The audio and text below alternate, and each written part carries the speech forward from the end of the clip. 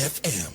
Abo anapa no nsia abusia mamu nyina ache ene akwaba edeba Agoo 96.9 kasafidie so ene edwoda anopai July kita onsabosome ne de toso aduonu baako afimpim mienu ene aduonu numu wachire de ampo Nyankopon ache nkwame ahoden ada sete asitekrama de abodwim mogedie mu afusa ne asida piesie ne de ma urade anopai si atena se ya sede ensem hodo a Ghana monten atifi apoye anafo koneskones bebia ensentwofo kwa nwono nsasoso samufu agebra samukrogen ana no pa yatena se a yede somwo se yanopa no nsia brem kase bo anopa nsem wo yede nam no edoso bibre na de edimu akotini bi ni se Mampani John Dramani Mahama enra na wapoe mantemu na ase aprobo ode hyehyɛ so enum na de nsem tu ya kire se kame akwa se akwan hodo a aka sinsiemu na contractor fo afiri kwa so nyina abande no ye hwehwemu nti asese hwehwemu akwa awiye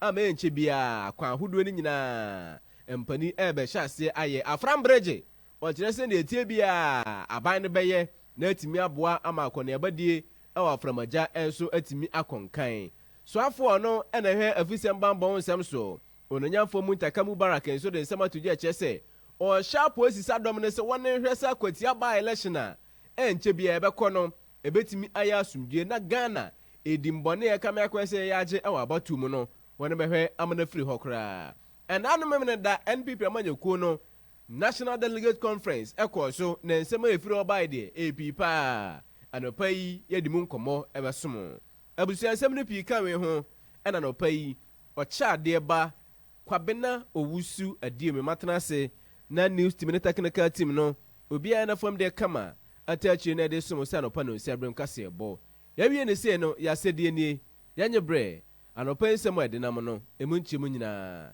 ya mfa nsomo Agoo FM.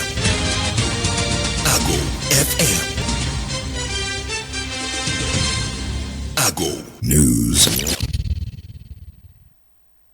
abusia nshe nsem na se na ya mfa nsem ne mu nchiremu nyina nsomo de a yɛnhyɛ ase mfi Ghana mampani His Excellency John Dramani Mahama nakache na mampani John Dramani Mahama nura kwasie ene ekofodua Jason Park na nya asem keto akra ni nyina ye na ase aprobo de hyehyɛ so apoe mantam ne se Ghana fo kwa abato so afie atwamu ekoto abako bi akire na Ghana fo bebre na ododo na se mampani John Dramani Mahama nsa mejo man emebu o man mfe na edi enim se Ghana mampani eno na msoma de na ase aproba hyehyɛ so mantam edunsie ni nyina na afei ene nura odu apoe mantam so na de owe ya kura so wakɔ na ase aprobo a na mmea medi nkunim enu ntu ono so de Ghana fo ase de mo no pa so ni hu ne mobo eto abama na se emfie 9 wonsa mehwe o my Ghana so emedi o my Ghana ni mututu o my Ghana nema nema nyina ntimi nkoyi na bra mampani John Dramani Mahama ede nsem etudwa ewo eye dwumadi na se ana o kyese empani ahodo akasa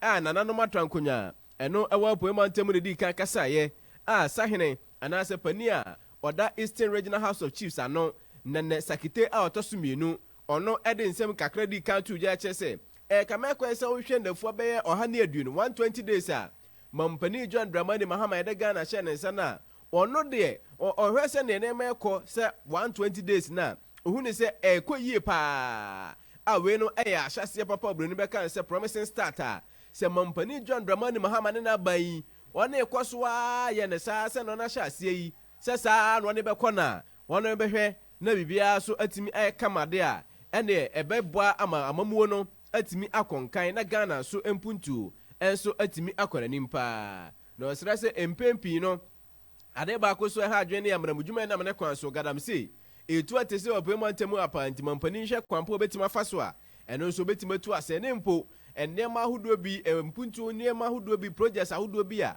eno so kama ekwese ya kan sinsiemu no mampani John Dramani Mahama hwe so ne be ni nyina na atimi aboa ama po mantamu so atimi atumpon nenne sakite a otosumienu aya po mantamu yese nananma henfu bejakuo no pani oda no ne nsema ode tudwa ini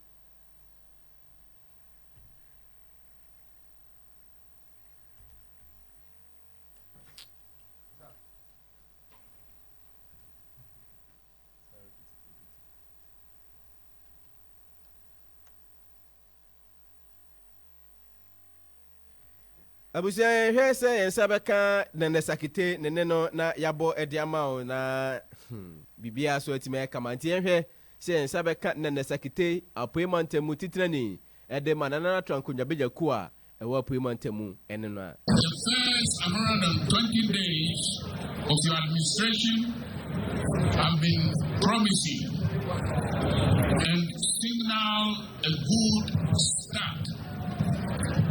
But as the saying goes, good Agoo is not FM. good enough. Well, better is possible. Your leadership must now build on this momentum to bring sustainable development, hope, and prosperity to all Ghanaians. The nation, especially due to illegal mining, also remains a major concern. As the global community advances the environmental agenda, Ghana must not be left behind. The fight against galamsey must be sustained and intensified.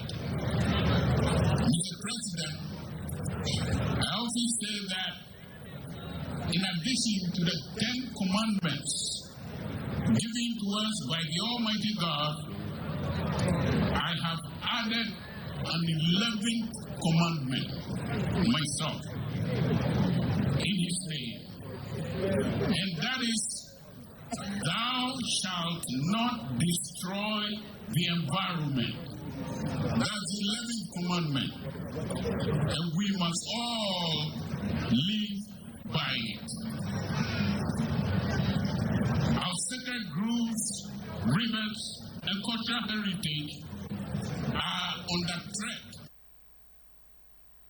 Agoo FM. Nene sakite a otosumienu aye titrani edema nanama twankonya bejeku a ewo apoimantemu ena ote se wode ne nsem etudwa ede a kire mampani se amramudwuma na mene kwan so gadamsi no wone hwedo ntu ase na afi mpuntunwuma hodo bi a apoimantemu ho ye akachi nimpu de ese ensaka bia wonhwe na yensanka na enumu na mampani John Dramani Mahama enso beje akasemu na oche se ai nananama twankonya ensem wa moka ni nyina ewum se ye baaye no akwan hodo bi wo ho a na yekoso abadada ne pen so a ye hye contractor fo no woni nyai na auditor general enya hwehwemu ewo contract ahodo nim esan se kame akwa se akwan ni bi wo ho a na yetua ho kamprenu enso mprenu akatua ni nyina achi na ekwan na kansinsimu a ne ye no akwa bibia ho pa na esu ni nyina mu sesei auditor general wawie na dwuma no kura ama sesei contractor fo a na wone de won huzo sabrobe no omobeto aso ayomadwuma na mom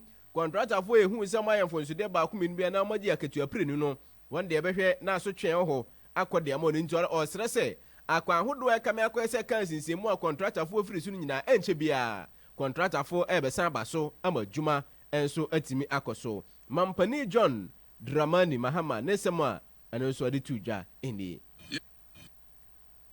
yeah the Jumedie be ba a your friend with the big push because we share World Bank reporter say deficit of infrastructure in Ghana $1.5 billion every year. I will say $1.5 billion. EDCS acquiring your hospitals, your BBR, and Sana Ghana to me Edru Pepenswa. I was say Edru. And the program be by a friend the big push. And I know Sika, ye nyafi ya frango, any gas, any agodia, yedi kwa manonina, yedi Sika ni be aton chain. Yedi ye program my friend the big push. Now big push no, yedi be ye acquire. Minim se nananum bebre abra ye ko campaign ade baako ade bi omusu hu ene se akwan asem ye ba ye akwan a ekoso no ye ka se contractors dem twen kakra ansa if you say ye be ye audit if you say ye hu se akwan ni bi eye akwan a road fund de tuaka obehwe ne de certificate ni biom akọ finance na finance so akọ tuaka double. It's a catch auditor general say on auditors are finding na auditor general will be in the Juma or the reports number. And the contractors in as a site. I just say omunya double payment, you know. You bet you on my so. Now big push, you know. Eastern region Monsa Beka Muchefa. Enti apemanta mu yansa beka chefa pa. Eno achi no kire say. Chefa na Monsa beka no ebini say. Eastern Regional Hospital. Abanda dana sha ase. So no abanya babeka say MPP abanda sha ase nto no nwie. Ono kura do nya bi da obewie. Eno achi afram plains. Aframajafo bridge a wahye so be ya to asu afram so no. Eno so ultra modern bridge pa. Enema idie. Eno be ya to asu afram so ahwama akone badi. Atimi akonka eno achi ochese. Ingresi ena fe eyensa wom kwantempo no. Eno so behwe asiesie kwan no aye kwan na makwan na da so se yom. Ena enwuma hodo bebre na ena dina ni so a apemantemu yeso yensa beka. Nana no mokasa no. Oma bonyo mebi so I say a year and semi here Eastern region. You say a bagan economy Eastern region esumbo pa. If you say we share Juma and mining nyoma bibria ekoso Eastern region. Nature says basi che impuntua. I was Eastern region so I can't chefa. I find bibri ewo mi speech in manka mebeka wasam. And so I'm renting and ushe viewman. Aye kaka. Enti akwan se beba akwan to say Koforido Bonso apedwa dualization finalization of Osino and Niresi in Nam bypass construction of modern bridge over Afram River Moamunim Kwahu Afram Plains Afram Esiono every adult so echo a man from yeah bridge said the bear far pontoon entrance on Eastern Regional Water Supply Extension I be money per 1 million or so and also na Eastern Regional Hospital you know MPP shall say Nanano Meshamo boy yen chanja the better so na you regional hospital no amamo and your money they be brave because I'm a boss I'm saying enti anizo ade hunu ene niam apeso ye mo appointment me doso pa o kase bobo so anya ne ebewie enu nti yensi abotre pa se aban yi ne mprembe no awansan babiem John Dramani Mahama ne second coming no ade a appointment mu de onya imu kra na yento asam no so a na so afo no na hwe Ghana fisem bambon nsam so no nyamfo Muntaka Mubarak Muhammad na wode nsam ayetudwa na o hye Ghana police sadom ne se ade a enche bia se ne Ghana amamra ene hyehye tie no enane na wotwe mienu pepepe ena briche kese boy wakwati abato mpasua so se akwati amra hye bedwane no nyamfo Ernest Yakumi wato nananom ewo nsie do eno na mso ma se ne Ghana amamra tie no ayi se ekoso yesa kwato aba ekoyi mra hye bedwane foforo ama no kosi adehye a ewo akwati abato mpasua so anamu enti ayire so abro so kura aboso me mensa ntam de edwase enyamra hye bedwani enu nti o hye Ghana police sadom se yanhwe na akwatia abato ebekoto no ekwam bi on befa so no na behwe se ebeya asumdwe na watimi waka bibia ensie no wona hwe no nya ne sa o chese beye na kakra ni kamese akwese Ghana yabato no ehun senkan no ekwa bibia ho kakra ebiti se 2020 abato a ekoto ye enipa bi nam so ehwere omonkwa 2024 abato enipa bi nam so ekohwere omonkwa na anu adaya na ochu mienu kra maye yanko ablekuma rerana eno so ebro ene enema hodo ekopie mu hode Ghana fo nyina nim sem deda enu nti o hye Ghana police adom ne se kame akwa se Ghana yemudi ene mpo gidi a na nkrofo yemu se aba na bato de Ghana bekoto aba na sumdwem a bibia ensi no nkrofo eye eti ya popo akra wo se gidi no ho enu nti o hye Ghana police adom no se wone hwe no ne mabambo manyire pete na kwati abato a bekoto no enya asumdwenku a obi bia obeye hwe ewa kwati aba elections ni mu no emfa ho ne amanyoku oku owo ade a police sadom na hwe no oni ntu onipa no sesa eni titiri one mfa Ablekumanofo rerun de no esi ye no videos ahodo abonten one nhwe na sa nipa bonfo a edi mu akotere no one nchi omfo mu nyina mara na no ntwa maso na enye hwesode ema afoforo se na ebe ya akwati abato ayekoto no bibia ebe asumdwe ononyafo Muntaka Mubarak Muhammad so afo a ono ena hwe afisem bamba onsem so ne nsem a wade to Ghana Police Sadom no anim eni. Addressing the Okyeadeba election, colleagues, the peaceful conduct of election remains a cornerstone of our democracy. Since 1992, Ghana has earned global acclaim for our relatively peaceful democratic transition. However, we must admit that the recent rerun of election in Ablekumanov and the 2020 and 2024 election violence expose certain weaknesses that must be swiftly addressed. I take this opportunity to remind you of the election violence of 2020 and 2024. Our expectation, Mr. IGP, is nothing short of seeing you start prosecution of these cases the soonest, because I have seen your report. In some of the cases, you've gone far. You allow prosecution. If there's anything that we need to do together, especially with the Minister of Justice and Attorney General, let us do and see people being prosecuted for the 2020 and 2024 election, just as we have assured our citizens of this Ablekumanov. Please, the party hierarchy and everybody is solidly with you. Don't spare any rod. Go through the videos, get the perpetrators. Let us prove to the world that for once we are determined people to make sure that violence will not have a place in our election. As we prepare for the upcoming by-election in Okyeadeba, I charge this conference to take a hard look at our electoral preparedness. We must ensure that our personnel are not only deployed in sufficient numbers, but are adequately briefed and equipped to prevent and contain election-related violence. International best practices require that security services operate with neutrality, professionalism, and rapid capability during elections. I urge you to liaise closely with the Electoral Commission, community leaders, and civil society actors to develop context-sensitive strategy that will enhance confidence in the electoral process. I also request the IGP to establish a dedicated electoral security monitoring task force for the Okyeadeba election. Let us seize this opportunity to redeem the lapses of the past and strengthen the legacy of the Ghanaian democracy. Ononyafo Muntaka Mubarak Muhammad so afo na hwe Ghana fisemba bon sem so and odin semi ato Ghana Police Sadom no anim.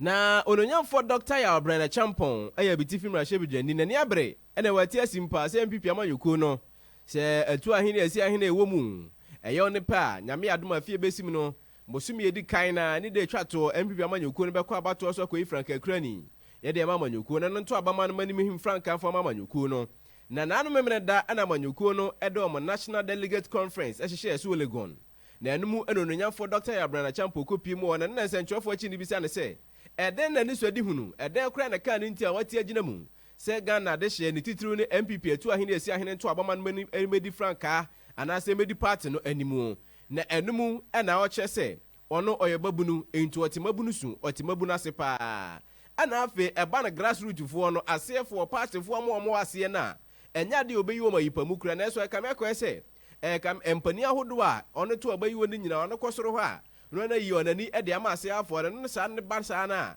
ne de abufuo pa na aba ene ye nto ene ho aho ani nyina akofa ba enu nti on de o hyebo se part fo no de 2 minutes e hye ne nsa asefo mo ye grassroots fo no enya de a obekwa jam de birada ononyamfo Dr. Yabrana Champon ne nsem a ode tudwa eni Yeah, branch mono am jina me na so. FPP party no ewura no any grassroots for. I was say yeni na ye kabom na party no ye di she party for no ensem. Enye say ye to aba na ye leadership na party na kwakodi enkrofo ka to ebi ensem no no no chire ya party ne ko. I was say ye ba na ye be kikam ensem no bom say ya. Ye di party ni na ma party for no. Na party for no ekura tumi no. Na woni chire kwan ya yemfa so a yemfa abato no say party for no ekura tumi. Now ye Frank Atuni omo kasa wuti na omo tuma ona so fa party no de kotena baabi na ono nkrofo keto bi ena ya obetwa party fo no egu amanfo party fo no tuma me youth no hu say party no ebe sa ba be di omo nsem youth e party no e Ghana ha no esu nim say media we want a vision for jobs. We want a vision for the young people who have me ankasa me see so abranti mu a de metimi aye ewo Ghana mu ha a shem kura ma mranche ni say obi say be do animu a obetimi aye den abo mranche. So we are going to do the right thing and we are going to win. Ononyamfo Dr. Ya Brana Champion be tifin rahye be jani ne abre say MPP atu ahene esi ahene nto abama no amane mehim franka emfama manyuku na ate se odene sem tuja wesu ne yegina anopa no si abrem kase boy de beso mu Agoo 96.9 kasa fidie so